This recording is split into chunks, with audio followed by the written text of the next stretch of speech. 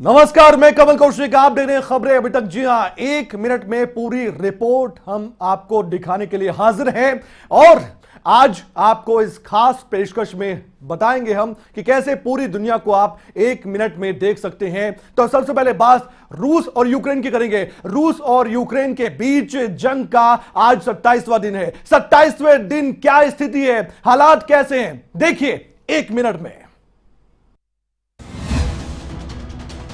रूस और यूक्रेन के बीच तनाव की स्थिति बनी हुई है। दिन बीतते जा रहे हैं और युद्ध रुकने का नाम नहीं ले रहा। अब यूक्रेन के राष्ट्रपति व्लादिमीर जेलेंस्की ने नाटो से दो टूक लहजे में ये सवाल पूछ लिया है कि नाटो साफ करे कि यूक्रेन को अपने अलायंस में जगह दे रहे हैं या नहीं। इतना ही नहीं, यूक्रेन के विदेश मंत्रालय ने रूसी राष्ट्रपति व्लादिमीर पुतिन पर भी बड़ा आरोप लगाया। लगभग 2500 यूक्रेनी बच्चों को किडनैप कर रूस भेजने का आरोप लगाया गया। और वहीं यूक्रेन रूस के युद्ध के बीच यूरोप में शरणार्थी संकट लगातार गिराता जा रहा है। जर्मन के विदेश मंत्री ने यूरोपियन यूनियन को 80 लाख यूक्रेनी शरणार्थियों के लिए तैयार रहने को कहा है। यूएनएचआरसी की रिपोर्ट के मुताबिक अब तक 1 करोड़ से ज्यादा लोग शरणार्थी के रूप में देश के अंदर और बाहर शिफ्ट हो चुके हैं। रूसी सेना ने यूक्रेन पर महाविनाशक हाइपरसोनिक किंजल मिसाइल से हमला किया है। रूस का दावा है कि उन्होंने इस हमले में यूक्रेन के एक तेल डिपो को तबाह कर दिया है। रूसी सेना ने यह भी दावा किया कि उसने यूक्रेन के स्पेशल फोर्सेस के 100 जवानों और विदेशी लड़ाकों को भी मार गिराया है।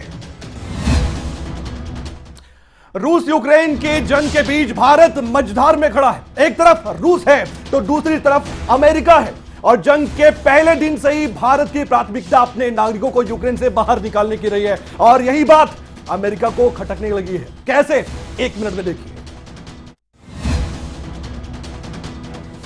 रूस यूक्रेन जंग को लेकर अमेरिकी राष्ट्रपति जो बाइडेन ने भारत की प्रतिक्रिया को कमजोर करार दिया। उन्होंने कहा कि अमेरिका के बाकी साझेदारों की तुलना में भारत का जवाब अस्थिर है। वॉशिंगटन में अमेरिकी बिजनेस लीडर्स को संबोधित करते हुए राष्ट्रपति बाइडेन ने ये बात कही। उन्होंने क्वाड साझेदार देशों का जिक्र करते हुए कहा कि पुतिन की आक्रामकता से निपटने में भारत अपवाद स्वरूप कुछ कमजोर रहा, लेकिन जापान बेहद सख्त रहा है। राष्ट्रपति बाइडेन ने कहा कि भारत की प्राथमिकता अपने नागरिकों की यूक्रेन से निकालने की रही है। हालांकि हर मंच से भारत ने रूस यूक्रेन जंग के समाधान के लिए बार बार शांति वार्ता का आह्वान किया।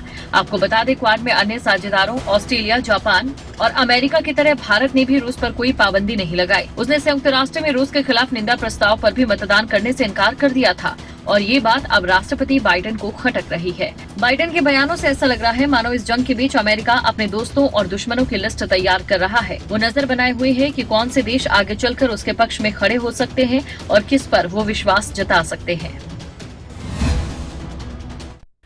और वहीं यूक्रेन रूस युद्ध की वजह से चेरनोबिल में रेडिएशन का लेवल यूक्रेन नहीं भाप रहा, जिसकी वजह से यूरोप में परमाणु आपदा का डर सता रहा है। कैसे, 1 मिनट में देखिए।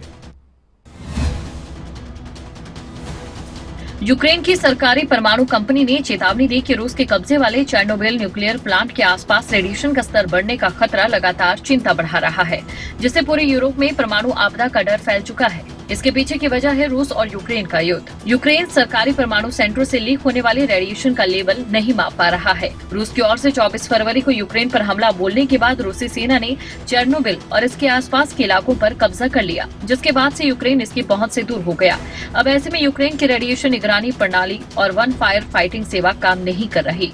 रूस के कब्जे और रूसी सेना की मौजूदगी के बाद भी यूक्रेन के कर्मचारी चेरनोबिल प्लांट पर काम कर रहे थे। रूसी सेना की ओर से संयंत्र पर कब्जा किए जाने के बाद से वहां तैनात 50 कर्मचारियों को बदल दिया गया है।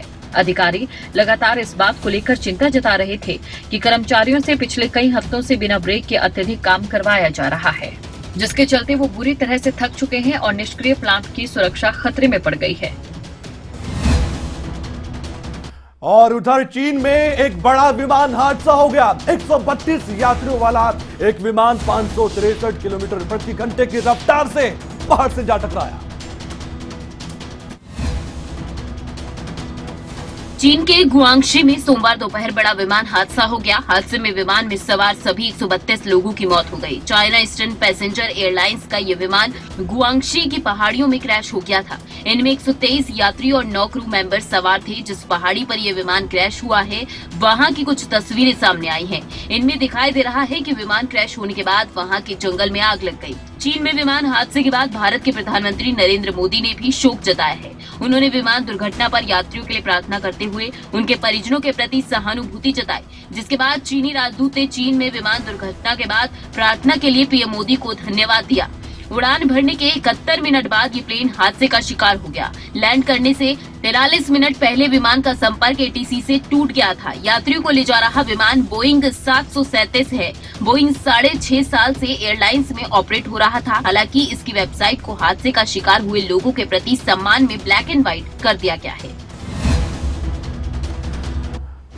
और वहीं पाकिस्तान के प्रधानमंत्री इमरान खान की मुसीबतें बढ़ती जा रही है, या कह सकते हैं कि इमरान खान के सर पर मुसीबतों का पहाड़ टूट पड़ा है। यहां तक कि इमरान खान को प्रधानमंत्री कुर्सी से हाथ धोना पड़ सकता है। पाकिस्तान में जारी सियासी उठापटक के बीच प्रधानमंत्री इमरान खान की कुर्सी जाना लगभग तय माना जा रहा है। इमरान खान की इसी महीने विदाई होती दिख रही है। राजनीतिक अटकलों के बीच पाक के पूर्व पीएम नवाज शरीफ की पार्टी पाकिस्तान मुस्लिम लीग नवाज ने नए पीएम उम्मीदवार का नाम भी जारी कर दिया। नवाज शरीफ की बेटी और PMLN की उपाध्यक्ष मरियम नवाज ने बताया कि पार्टी ने शहबाज शरीफ को पीएम पद का प्रत्याशी बनाने का निर्णय लिया है। इमरान खान सरकार अपने सबसे बुरे दौर से गुजर रही है, क्योंकि इमरान खान के खिलाफ विपक्षी दलों के नेताओं ने अविश्वास प्रस्ताव पर चर्चा के लिए 25 मार्च को नेशनल असेंबली की बैठक बुलाई है। लिहाजा अविश्वास प्रस्ताव 2018 में सत्ता में आने के बाद से इमरान खान के लिए सबसे कठिन परीक्षा माना जा रहा है, क्योंकि उनकी पार्टी के कई सांसदों ने उनके खिलाफ वोट देने का निर्णय लिया है। पाकिस्तान का कानून ये कहता है कि अगर कोई सांसद अपनी ही पार्टी की सरकार के खिलाफ वोट करता है तो उसकी सत्ता जा सकती है। और जिसका डर था आखिर वही हुआ। पेट्रोल और डीजल के दामों में एक बार फिर से बढ़ोतरी देखी गई। इतना ही नहीं, जनता पर महंगाई का डबल अटैक हुआ। एक बार फिर देश की जनता पर महंगाई का डबल अटैक हुआ। लोगों को जिसका डर था वही हुआ। पेट्रोल डीजल की कीमतों में बढ़ोतरी हुई। 137 दिन बाद पेट्रोल और डीजल के दामों में एक बार फिर बढ़ोतरी हुई। दिल्ली में 1 लीटर पेट्रोल की कीमत 96 रुपए 21 पैसे हो गई, जबकि डीजल 87 रुपए 47 पैसे प्रति लीटर पहुँच गया। मुंबई में 1 लीटर डीजल की कीमत 95 रुपए हो गई, जबकि 1 लीटर पेट्रोल 110 रुपए 82 पैसे में मिलेगा। इससे पहले पेट्रोल और डीजल के खुदरा मूल्य में 4 नवंबर 2021 को बढ़ोतरी की गई थी। अब कुल 4 महीने बाद इनके दामों को बढ़ाया गया। पिछले दिनों कहा जा रहा था कि पेट्रोल डीजल की कीमतों में बढ़ोतरी हो सकती है, जिसके चलते पेट्रोल पंप पर भी खासी भीड़ देखने को मिली। और अब पेट्रोल डीजल के दाम में उछाल के बाद एक बार फिर लोग डरे हुए हैं कि हालात पहले जैसे ना बन जाए। पेट्रोल और डीजल के दामों में बढ़ोतरी के बाद अब घरेलू रसोई गैस के दाम बढ़ने लगे हैं। माना जा रहा है कि घरेलू रसोई गैस की कीमत में 50 रुपए तक की बढ़ोतरी की गई, यानी अब आपको एक सिलेंडर के लिए 50 रुपए ज्यादा चुकाने पड़ सकते हैं। द कश्मीर फाइल्स को लेकर बहस रुकने का नाम नहीं ले रही है। अब फिल्म की स्क्रीनिंग के चलते राजस्थान के कोटा में धारा 144 लागू करनी पड़ी है, जिसका विरोध खुद फिल्म के डायरेक्टर ने जताया। राजस्थान के कोटा में आज से 21 अप्रैल तक धारा 144 लागू रहेगी। द कश्मीर फाइल्स की स्क्रीनिंग के साथ कानून व्यवस्था बनाए रखने के मद्देनजर कोटा जिला कलेक्ट्रेट और मजिस्ट्रेट ने आदेश जारी किया है। आदेश में कहा गया है कि संवेदनशील त्योहारों के मौके पर सिनेमा घरों में प्रदर्शित हो रही फिल्म द कश्मीर फाइल्स को देखते हुए भीड़ इकट्ठा होने, धरना प्रदर्शन, सभा और जुलूस पर रोक लगाना जरूरी है। इस पाबंदी को लेकर फिल्म डायरेक्टर विवेक रंजन अग्निहोत्री ने अपना कड़ा विरोध दर्ज करवाया है। द कश्मीर फाइल्स के डायरेक्टर विवेक रंजन अग्निहोत्री ने सूचना एवं प्रसारण मंत्री अनुराग ठाकुर और राजस्थान के मुख्यमंत्री अशोक गहलोत से इस मामले में दखल देने की मांग की है। अग्निहोत्री ने ट्विटर के जरिए लिखा, अनुराग ठाकुर जी, अगर लोकतंत्र में न्याय के अधिकार पर बनी फिल्म को राज्य ही नाकाम करता है तो फिर हम न्याय के बारे में क्या सोचें। इसके साथ ही डायरेक्टर ने राजस्थान के मुख्यमंत्री के लिए आगे लिखा, अशोक गहलोत जी, आतंकवादियों की एक ही ताकत होती है, वो खौफ पैदा करते हैं और हम डर जाते हैं। वहीं द कश्मीर फाइल्स के दर्शकों को संबोधित करते हुए उन्होंने लिखा, ये आपके लिए इंसाफ का वक्त है। और वहीं हरियाणा बजट सत्र के आखिरी दिन सदन में फरीदाबाद नगर निगम में भ्रष्टाचार का मुद्दा खूब जोरों शोरों से उठाया गया, जिस पर विपक्ष ने सवाल सत्ता पक्ष पर दागे। हरियाणा बजट सत्र के आखिरी दिन सदन में भ्रष्टाचार का मुद्दा जोरों शोरों से उठा। आखिरी दिन की कार्यवाही प्रश्नकाल के साथ शुरू हुई थी। सदन में फरीदाबाद नगर निगम में भ्रष्टाचार का मुद्दा उठा। आरोपियों पर उचित कार्रवाई न होने के कारण फरीदाबाद एनआईटी के विधायक नीरज शर्मा ने जूते और वस्त्र त्याग दिए। उन्होंने सदन में भ्रष्टाचार में लिप्त आईएएस और अन्य अफसरों के नाम बताए। साथ ही 2 करोड़ रुपए के काम की लागत बढ़कर 36 करोड़ रुपए होने पर भी सवाल उठाए। वहीं इसी पर शहरी निकाय मंत्री कमल गुप्ता ने कहा कि भ्रष्टाचार में लिप्त किसी भी अफसर को नहीं बख्शेंगे। उसके अंदर बड़ा क्लियर लिखा है कि यहाँ ग्रीन बेल्ट की जरूरत नहीं थी। जमीन मिनिस्ट्री ऑफ रेलवे की है, बिना रेलवे की परमिशन के ग्रीन बेल्ट बना ली। ये जो लैंड है, ये चाहे हमें किसी भी कोर्ट में कहीं तक भी जाना पड़े, हम आपकी तरह किसी भी केस को खाली नहीं छोड़ेंगे। जो भी सजा होगी, जिसकी भी होगी, उसको हम सजा देंगे। और ये जो पार्क की लैंड है, ये पार्क की रहेगी और इस पर हम कोई किसी का अवैध कब्जा नहीं होने देंगे। अंबाला में ग्रेनेड मिलने के बाद से पुलिस प्रशासन और केंद्रीय सुरक्षा एजेंसियां अलर्ट मोड पर आ गई हैं। अंबाला के एसपी ने पूरे मामले में क्या कुछ हुआ है और क्या कुछ इस मामले को लेकर था, कुछ अहम जानकारियां साझा की है। 1 मिनट में देखिए। अंबाला में ग्रेनेड मिलने के बाद केंद्रीय सुरक्षा एजेंसियों के साथ साथ पंजाब पुलिस की टीमें अंबाला पहुंची और जिस खाली पड़े मैदान से 3 ग्रेनेड और आईईडी बरामद किए गए थे, उसे पूरी तरह से खंगाला। वहीं मामले की जानकारी देते हुए अंबाला के एसपी ने बताया कि 20 मार्च को उन्हें सुबह सूचना मिली थी कि हरियाणा पंजाब बॉर्डर के चंडीगढ़ हाईवे पर कुछ विस्फोटक सामान मिला है, जिसके बाद अंबाला पुलिस की टीम ने तुरंत मौके पर पहुंचकर विस्फोटक सामग्री को रिकवर कर डिफ्यूज किया। पूरी तफ्तीश की काफ़ी इंटरस्टेट लिंकेजेस हैं। पिछले दिनों में और कई जगहों के ऊपर इस टाइप की एक्सप्लोसिव सब्सटेंसेस मिले हैं, तो हम उसके लिए भी एनआईए और संबंधित प्रदेश पुलिस से भी हम संपर्क कर रहे हैं। जब से अंबाला से ये विस्फोटक सामान बरामद किया गया है, तब से अंबाला पुलिस इस मामले की गहनता से जांच में जुट गई है। एसपी अंबाला ने बताया कि संवेदनशील जिला है, यहाँ पर railway, air force, army, Indian oil depot सब कुछ है और इसीलिए उन्होंने सभी जिला प्रशासन और संबंधित विभागों के साथ साथ केंद्रीय एजेंसियों को सतर्क रहने की हिदायत दी है। इस मामले की जांच पुलिस गहनता से कर रही है, गंभीरता से कर रही है। देखने वाली बात यह है कि आगे इस मामले में और कुछ देखने को क्या मिलता है। आगे बढ़ते हैं। पलवल से हैरान कर देने वाला बड़ा गड़बड़झाला सामने आया है। मनरेगा स्कीम के तहत करोड़ों का गड़बड़झाला बताया गया है। फर्जी जॉब कार्ड बनाकर कुछ लोगों के खाते में पैसे भी डाले गए।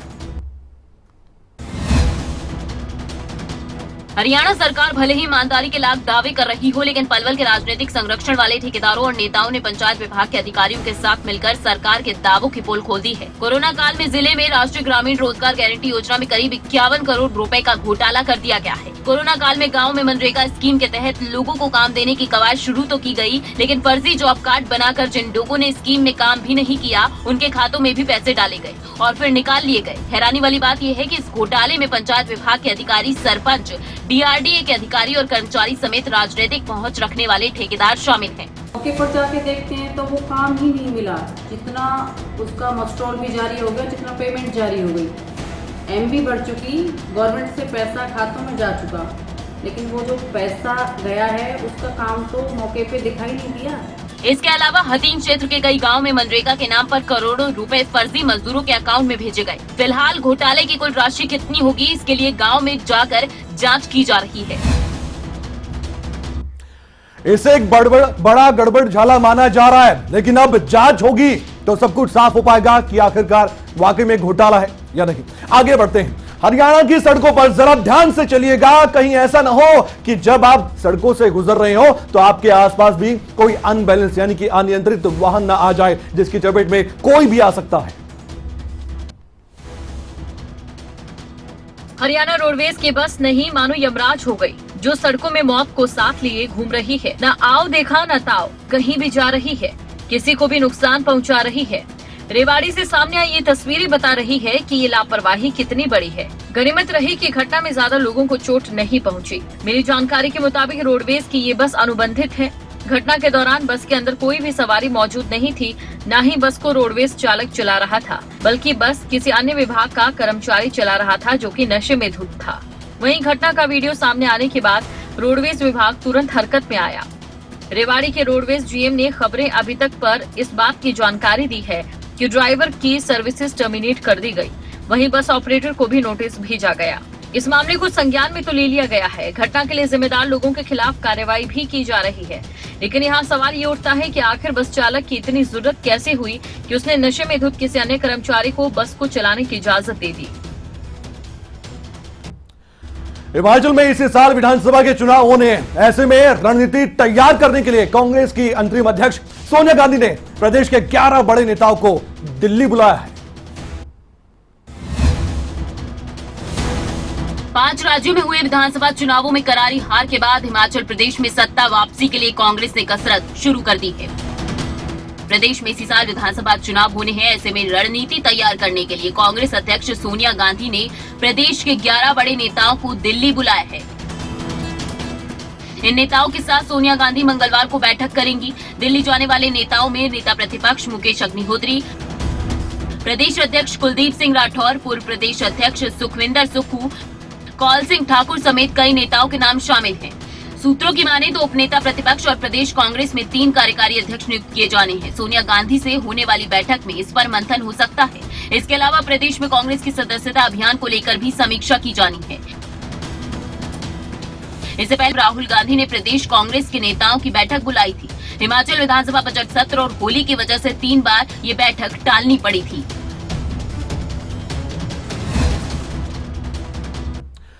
और वहीं उत्तराखंड में मुख्यमंत्री चेहरे को लेकर सस्पेंस खत्म हो चुका है। पुष्कर सिंह धामी को विधायक दल ने अपना नेता चुन लिया था और अब चारों तरफ यही चर्चा है कि हार कर भी जीतने वाले को पुष्कर सिंह धामी कहते हैं।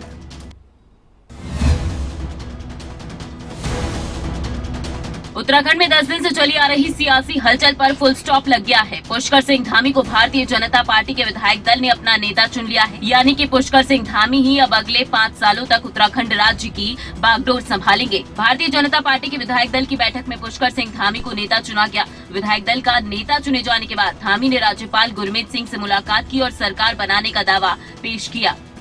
माननीय प्रधानमंत्री नरेंद्र मोदी जी का धन्यवाद करना चाहता हूँ, माननीय राष्ट्रीय अध्यक्ष जी का, हमारे गृह मंत्री जी का, केंद्रीय नेतृत्व का, हमारे आज के पर्यवेक्षक माननीय राजनाथ सिंह जी का, सभी का कि उन्होंने मुझ पर भरोसा जताया है। आपको बता दें, उत्तराखंड में बीजेपी ने शानदार बहुमत तो हासिल की, लेकिन मुख्यमंत्री धामी को खटीमा से हार का सामना करना पड़ा। ऐसे में सरकार का नेतृत्व कौन करेगा, इसे लेकर संशय की स्थिति बन गई। इसे दूर करने के लिए बीजेपी में शीर्ष स्तर पर मंथन चला और अंत में धामी के नाम पर मुहर लगी। उत्तराखंड के सीएम चेहरे के ऐलान के बाद सीएम धामी देहरादून के शहीद स्थल पर पहुंचे। वहीं पर घर था और घर पहुंचने पर धामी की मां की खुशी देखने लायक थी। मुख्यमंत्री चेहरे के लिए उत्तराखंड में पुष्कर सिंह धामी के नाम के ऐलान के बाद से धामी समर्थकों में खुशी की लहर दौड़ पड़ी। वहीं धामी के परिवार वालों में भी खुशी का माहौल देखने को मिला। पुष्कर सिंह धामी के नाम की घोषणा के बाद जब धामी अपने निवास पर पहुंचे, उनकी मां और उनकी पत्नी ने आरती उतारकर उनका स्वागत किया। इसके साथ ही पुष्कर सिंह धामी देहरादून स्थित शहीद स्थल पर भी पहुंचे, उत्तराखंड के शहीदों को श्रद्धांजलि अर्पित की। इसके बाद पुष्कर सिंह धामी ने पंडित दीनदयाल उपाध्याय की प्रतिमा के साथ ही घंटाघर स्थित बाबा साहेब भीमराव अम्बेडकर और स्वर्गीय इंद्रमणि बडूनी जी की प्रतिमा पर भी माल्यार्पण कर श्रद्धांजलि अर्पित की। हमने जो भी संकल्प लिए हैं माननीय प्रधानमंत्री जी के नेतृत्व में, लगातार उत्तराखंड राज्य के लिए बहुत सारे क्षेत्रों में काम हुआ है, उन सभी को हमने धरातल पर उतारना है। और चुनाव से पहले जो भी हमने संकल्प किया है, हमारी पार्टी ने संकल्प किया है, हम उन सभी संकल्पों को धरातल पर ले जाएंगे। शहीद राज्य आंदोलनकारियों को नमन करते हुए मुख्यमंत्री ने कहा, शहीदों के सपनों के अनुरूप राज्य के विकास के लिए सरकार काम करेगी। उत्तराखंड में मंगलोर सीट से जीतकर आए बीएसपी के विधायक ने शपथ समारोह के दौरान कुछ ऐसा कर दिया कि उनके चर्चे अब हर तरफ हो रहे हैं। बीएसपी विधायक करीम अंसारी ठीक से शपथ तक नहीं पढ़ पाए और कई बार उनकी जुबान भी लड़खड़ा गई। उत्तराखंड की 5वीं विधानसभा के लिए नवनिर्वाचित सदस्यों को विधानसभा के प्रोटेम स्पीकर चुने गए बंशीधर भगत ने पद एवं गोपनीयता की शपथ दिलाई, लेकिन हरिद्वार के मंगलौर से बीएसपी के विधायक करीम अंसारी शपथ तक नहीं पढ़ पाए। 2 बार सही से शपथ पत्र नहीं पढ़ पाने के बाद स्पीकर ने खुद ही एक शब्द पढ़कर उन्हें जैसे तैसे शपथ दिलवाई। हरिद्वार की मंगलौर सीट मुस्लिम बहुल सीटों में शुमार है, जिस पर लंबे समय से कांग्रेस और बीएसपी के बीच मुकाबला होता रहा है। 5वीं विधानसभा के लिए जहां कांग्रेस ने काजी निजामुद्दीन, बीएसपी ने सरबत करीम अंसारी और बीजेपी ने दिनेश पवार पर दाव खेला। जिसमें बीएसपी के प्रत्याशी करीम अंसारी ने कांग्रेस प्रत्याशी काजी निजामुद्दीन को हराकर जीत दर्ज की। लेकिन ये वीडियो वायरल होने के बाद मंगलौर वासियों को शायद अपने फैसले पर पछतावा हो रहा होगा। करीम अंसारी निर्वहन को निर्वाचन बोल गए तो प्रोटेम स्पीकर वंशीधर भगत ने उन्हें दोबारा शपथ दिलाई, लेकिन वो दोबारा भी शपथ ठीक से नहीं पढ़ पाए। नहीं, शपथ के आखिर में अंसारी ये कठिन है कहते हुए भी सुनाई दी। कभी कभी छोटी सी शरारत भी भारी पड़ सकती है। ऐसा ही कुछ देखने को मिला यूपी के बागपत में, जहां पर एक शरारत के चलते कई लोगों की जान अधर में लटक गई। यूपी के बागपत से दिल दहला देने वाला वीडियो सामने आया। ये वीडियो सोशल मीडिया पर वायरल हो रहा है, जिसमें देखा जा सकता है कि जब एक शख्स ऑटो पर गुब्बारा फेंकता है तो ऑटो का बैलेंस बिगड़ जाता है और वो पलट जाता है। जिस शख्स ने गुब्बारा मारा था वो तो वहाँ से भाग गया, लेकिन आसपास के कुछ लोगों ने मिलकर ऑटो में फंसे लोगों की मदद की। लोगों का कहना है कि गनीमत की बात ये रही कि दुर्घटना के वक्त पीछे से कोई बड़ा वाहन नहीं आ रहा था, नहीं तो कोई बड़ी दुर्घटना हो सकती थी। जब ये वीडियो वायरल हुआ तब यूपी पुलिस ने भी इसे लेकर संज्ञान लिया। बागपत के सीईओ अनुज मिश्रा ने कहा कि कोतवाली बागपत को सोशल मीडिया से वीडियो प्राप्त हुआ, जिसमें गुब्बारा फेंकने से ऑटो पलटता दिख रहा है।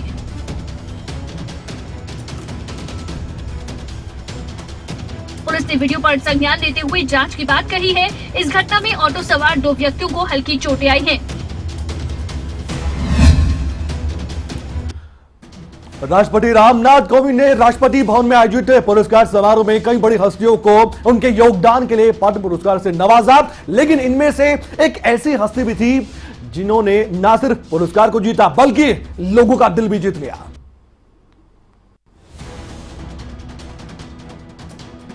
राष्ट्रपति रामनाथ कोविंद ने पद्म पुरस्कार से लोगों को सम्मानित किया। पद्मश्री अवार्ड लेने के लिए वाराणसी के 126 साल के स्वामी शिवानंद नंगे पैर पहुंचे। पद्म पुरस्कार लेने से पहले स्वामी शिवानंद ने पीएम मोदी के सामने नतमस्तक होकर उनको प्रणाम किया।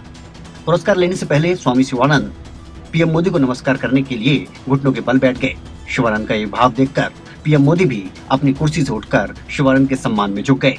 पीएम मोदी को नमस्कार करने के बाद स्वामी शिवानंद पद्म पुरस्कार सम्मान लेने से पहले राष्ट्रपति रामनाथ कोविंद के सामने भी घुटनों के बल बैठ गए। स्वामी शिवानंद को अपने सामने झुका हुआ देखने के बाद राष्ट्रपति रामनाथ कोविंद आगे आए और उन्हें उठाया। हमें गर्व है कि योग की उत्पत्ति जहां से हुई वहां के हम हैं। आपको बता दें कि स्वामी शिवानंद को भारतीय जीवन पद्धति और योग के क्षेत्र में विशिष्ट योगदान के लिए पद्मश्री सम्मान से सम्मानित किया गया है। 126 साल की उम्र में भी स्वामी शिवानंद किसी किशोर की तरह फिट और हेल्थी नजर आते हैं।